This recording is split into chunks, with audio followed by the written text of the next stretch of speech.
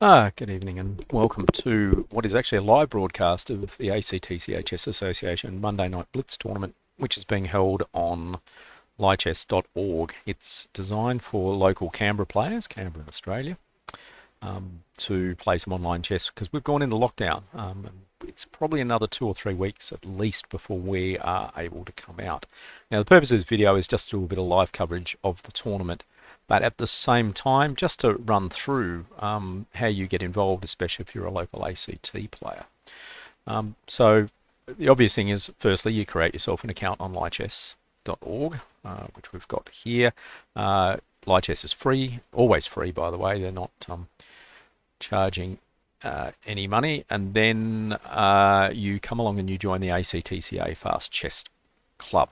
Search for ACTCA Fast Chess Club on Lichess, and then apply. When you apply,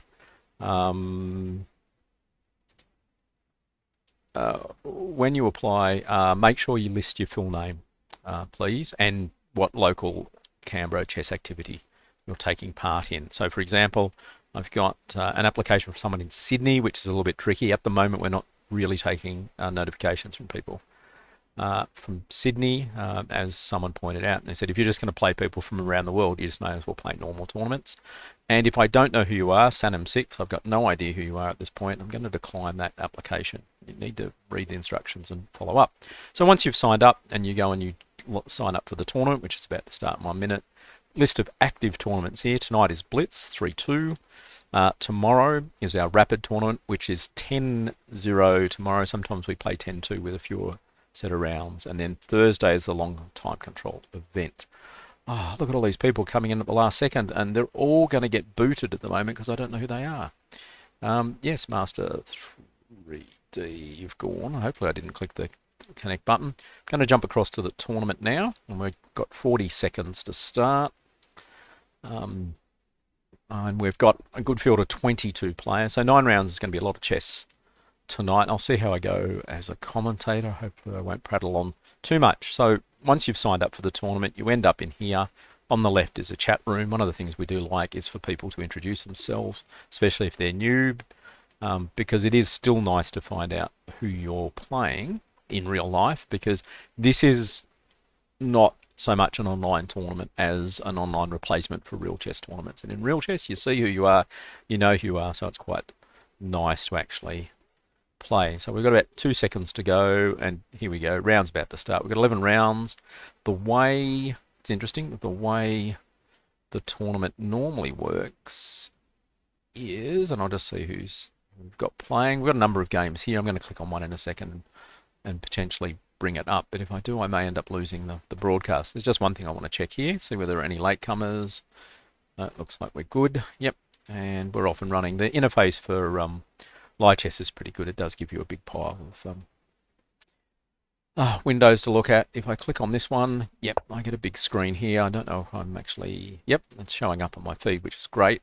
So Harry Press, top seed, I think, 2500 on Lichess. Harry Press in real life, playing Jezza 777. Jeremy Reading in real life as well, and they've played each other plenty of times here. And off we go. Moves came out thick and fast. I'm just going to quickly strip back through the start, see what the opening was. Okay, so both experienced online players. So they're going for one of the systems where you just sort of bring your pieces out straight. Oh, looks like Jeremy's managed to, yep, drop a pawn in this position. So Harry Press is already a pawn up in this game.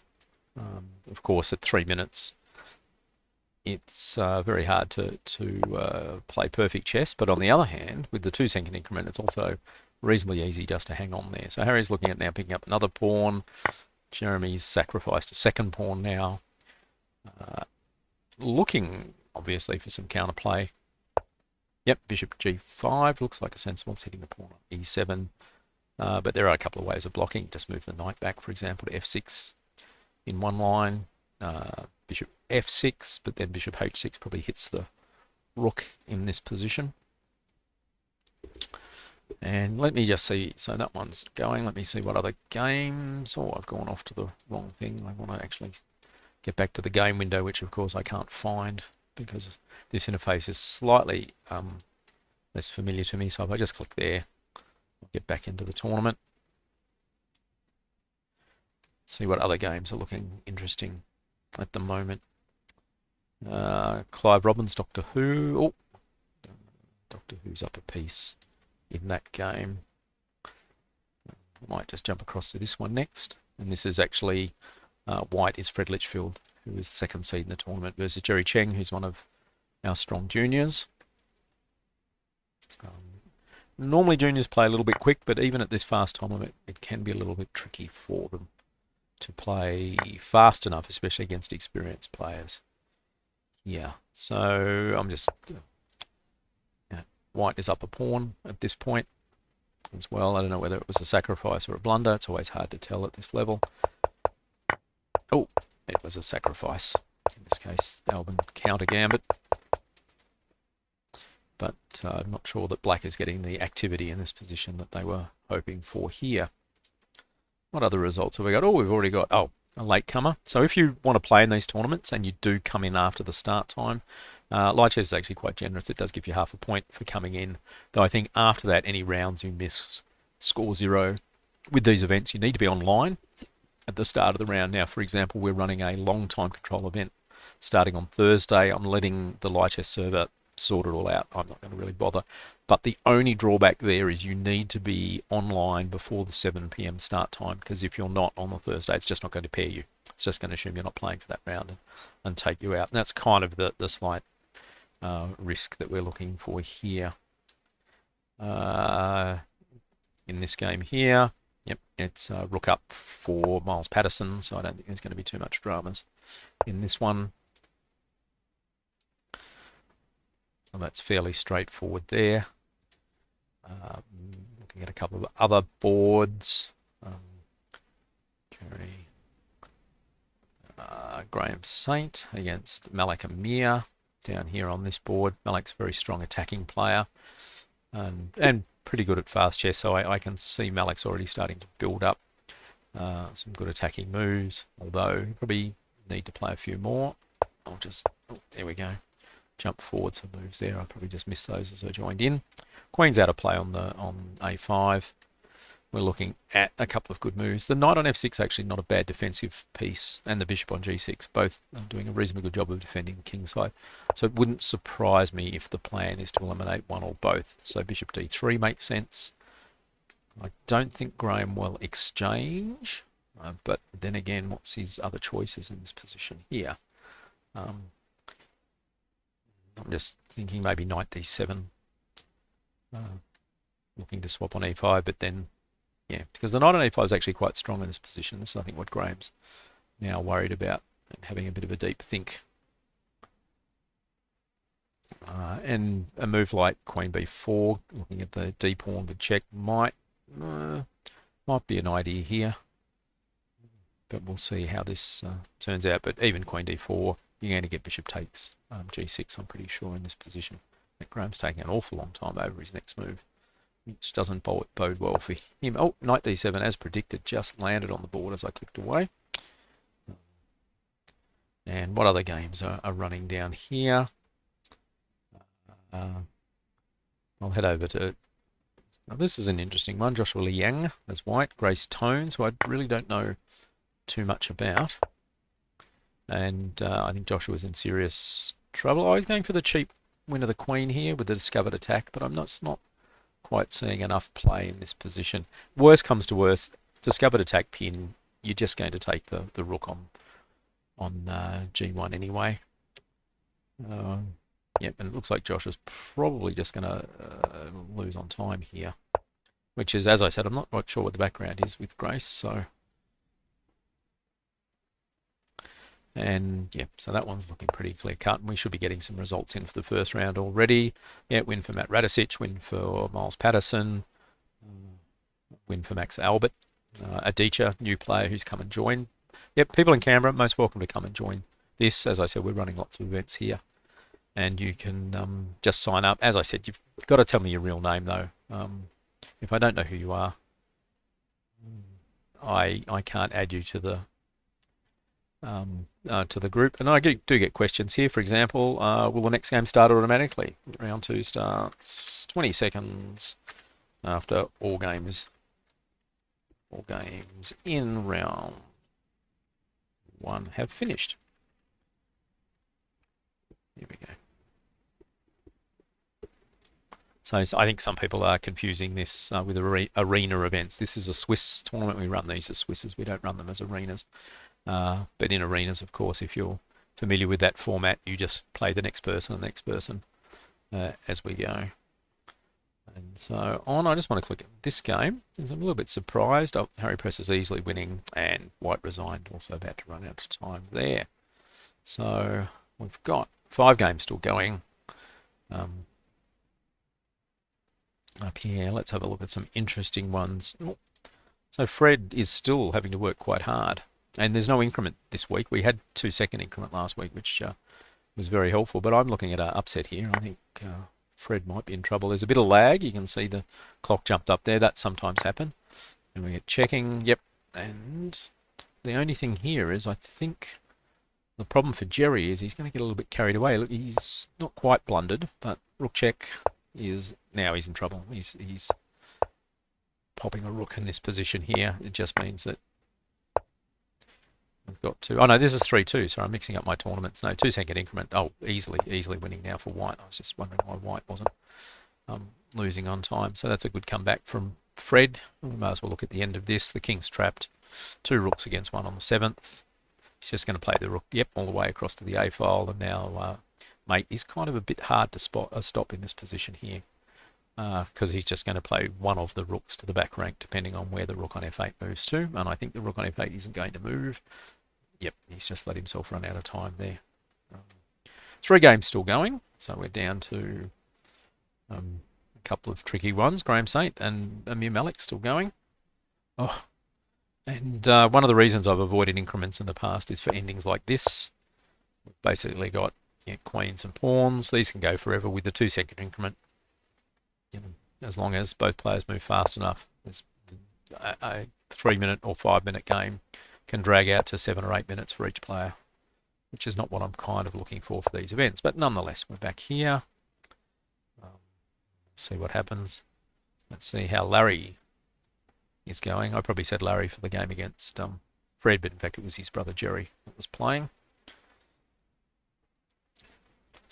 And if I get my up around the right way, I think I'm looking at it from Larry's point of view. Yep, D3. Yep, so Larry's white. And Eugene Konovalov, who's Elk 44, is sitting here at black. Yeah, rook pawns should be drawn. But again, it's a question of technique. Oh, check from behind, check from behind, check from behind, as they say. Although these are tricky. I've done some study on the rook and pawn ending, and it's just been an absolute nightmare. The white king should be on f6, I think, is the very short version of this story, and the rook should be in front of the king, not behind the king. So I think it's going to be rook to just play the rook over. Oh no, just play the rook to the a file.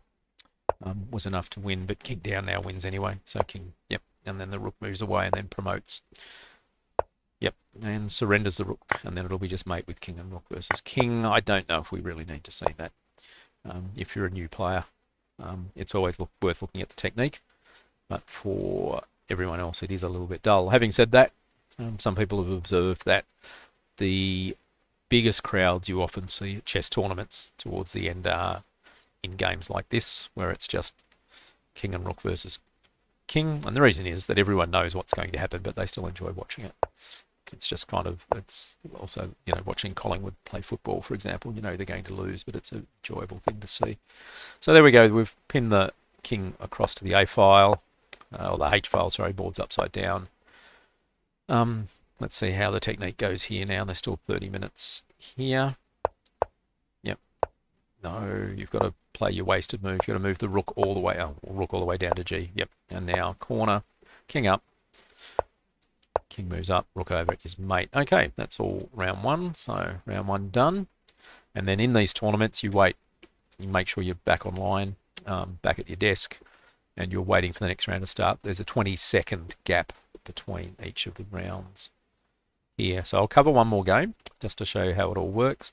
For Swiss tournaments, of course, the people at 1 play other people at 1. It's all being automatically done by Lichess, which is fantastic.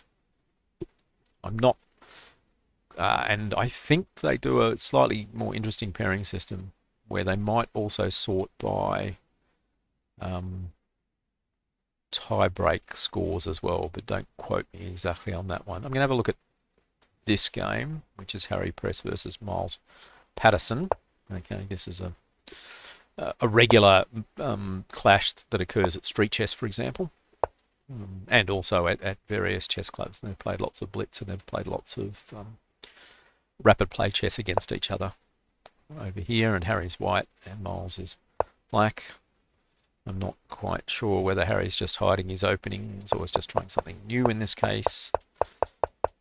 The knight d2 was a little bit of a surprise. I suppose it is part of the system, just in a slightly different order here. You're kind of basically going for a Torre attack bishop g5 system, which I used to play when I was younger. And the idea is, yep, you drop the knight onto e5 if you're allowed to. You play f4. You then play the other knight to f3. Oh, no f4 in this case, not wanting to get stonewalled. And probably keeping the bishop on g3 a little bit active. You castle, and then you just start aiming up onto the king's side. And we'll see how this one goes. Yep, castling. Taking on e5 doesn't work for a value of not working. c5 is normally met by c3 in the system as well.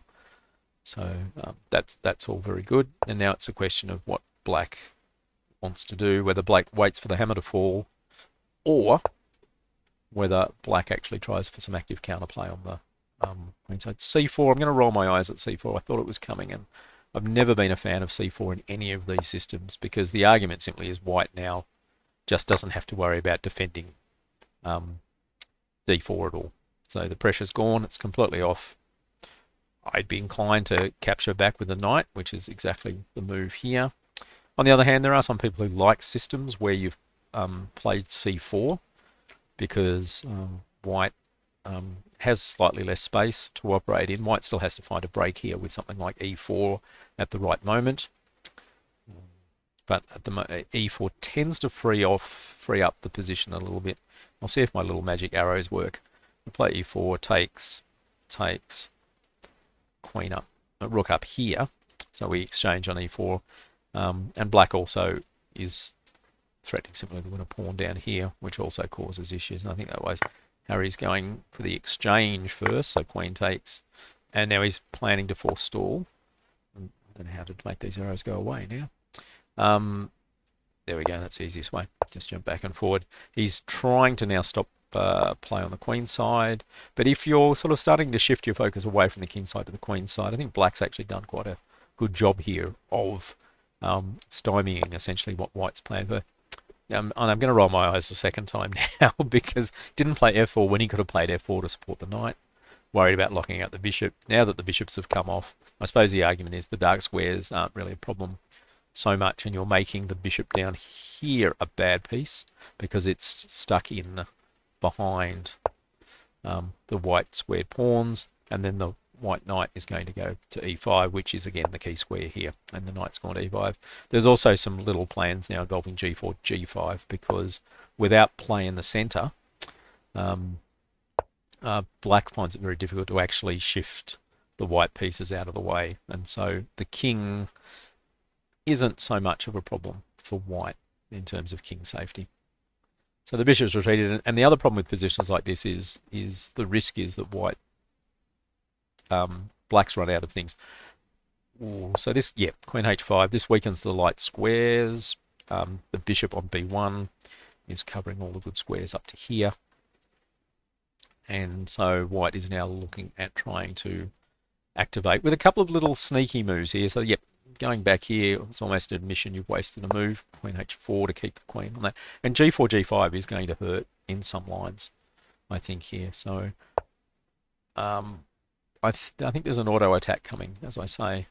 But we'll see whether there's any cleverness or tactics going on here. The knight is going to retreat. And and try and offer the swap of queens. And Harry's just working out, I think, what to do next. I probably would have blindly played g4 in this position to see, but then the knight lands on e4. And in fact, oh, he's gone that way. I'd be more interested in putting the knight on e4, but that's just me, and that's my approach to chess. So how's he going to go with this one now? Because the risk here is that black can actually, what we say, dodge this position. Oh, he's going for the open lines now in the center. I think he's looking at this pawn here becoming a weakness. Looks to be the strategy, because it's going to be hard to defend, but without open files, there you go. So he's taken that one. This means that this pawn now is also a problem. Interesting, and again, I'll get rid of these arrows because there are too many of them. This pawn chain here is going to be a little bit interesting for white to deal with. I think g4 is one of these moves that must happen at some point. But again, there's now some squares for black. I think there, and then knight coming to this square as well is the other plan that is likely to happen. Yeah, so the knight hops back.